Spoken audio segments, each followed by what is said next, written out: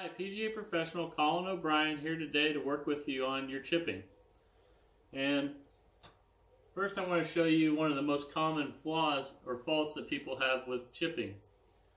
I see a lot of people that set up with their left shoulder too high and their right shoulder too low, and as they chip, their left shoulder comes up.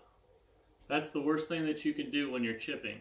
To do it correctly, you want to make sure first that your feet are slightly turned out, both feet slightly turned out to the left of the target.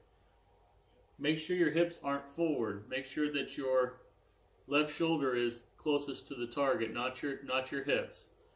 And what that does is it makes it to where when you hit your chip, you're not like this, you're right on top of it. The other reason we set up this way is so that we can use the bounce of the golf club. By setting up with the feet slightly turned out and the hips slightly back and the left shoulder toward the target,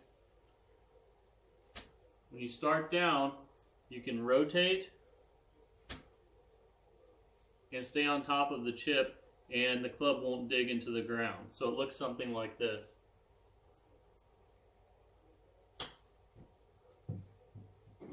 As opposed to what you see a lot of people do on the golf course, which looks like this.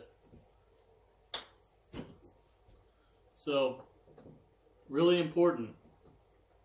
Feet slightly turned out, pretty narrow stance. Make sure your hips aren't close to the target. Your hips are back a little, and your left shoulder is as close to the target as you can get it. And then when you take the club back, and as you start down, don't start with the legs like you do with the golf swing. Start with the left shoulder going down and forward and turning. So this is in slow motion. Looks something like this. Notice how I turn through the chip with my shoulders. I didn't use my legs. That's the key to chipping really well and using the bounce of the club. Do one more of those for you. Feet slightly turned out, hips back, left shoulder close to the target. Take the club back. Start down with the left shoulder going down and forward and turning. Keep rotating the whole way you go through this chip. Just like that. So that's the way that you chip consistently. Even if you hit behind it a few inches, you're still going to get a good chip because you're using the bounce of the club. I hope you really like this video. If you visit ColinO'Brien.com, I have a lot more videos there I think you'll like, and please subscribe.